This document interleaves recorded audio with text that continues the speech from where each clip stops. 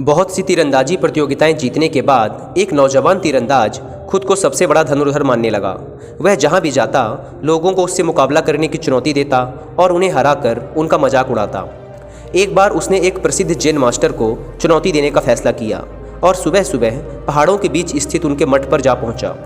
Master, मैं आपको तीरंदाजी मुकाबले के लिए चुनौती देता हूँ, नवयुवक बोला। मास्टर ने नवयुवक की चुनौती स्वीकार कर ली। मुकाबला शुरू हुआ। नवयुवक ने अपने पहले प्रयास में ही दूर रखे लक्ष्य के ठीक बीचों बीच निशाना लगा दिया और अगले निशाने में उसने लक्ष्य पर लगे पहले तीर को ही भेद डाला।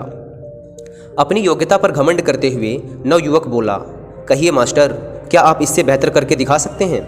यदि हाँ तो करके दिखाइए, यदि नहीं तो हार मान जाइए। मास्टर बोले, पुत्र मेरे पीछे आओ। मास्टर चलते चलते एक खतरनाक खाई के पास पहुंच गए। नवयुवक यह सब देखकर कुछ घबराया और बोला, मास्टर, ये आप मुझे कहाँ लेकर जा रहे हैं? मास्टर बोले, घबराओ मत पुत्र, हम लगभग पहुँच ही गए, बस अब हमें इस जर्जर पुल के बीचों बीच जाना है। नवयुवक ने देखा कि दो पहाड़ियों को जोड़ने के लिए किसी ने लकड़ी के एक कामचलाऊ पुल का निर्माण किया था और मास्टर उसी पर जाने की बात कह रहे थे। मास्टर पुल के बीचों बीच पहुँचे, कमान से तीर निकाला और दूर एक पेड़ के तने पर सटीक निशाना लगाया। निशाना लगाने के बाद मास्टर बोले, आओ पुत्र, अब तुम भी उसी पेड़ पर निशाना लगाकर अपनी दक्षता सिद्ध करो।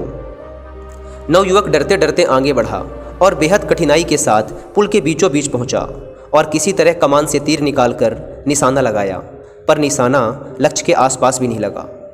नवयुवक निराश हो गया और अपनी हार स्वीकार कर ली।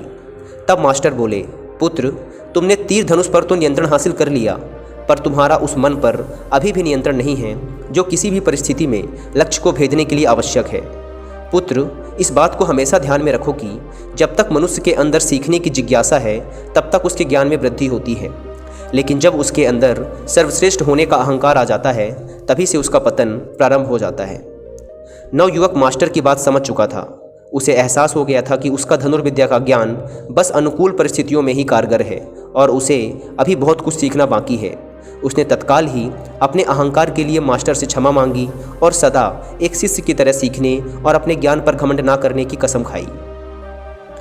दोस्तों, इस जैन कहानी में हमने देखा कि जब किसी के अंदर सर्वश्रेष्ठ होने का अहंकार आ जाता है तभी से उसका पतन प्रारंभ हो जाता है।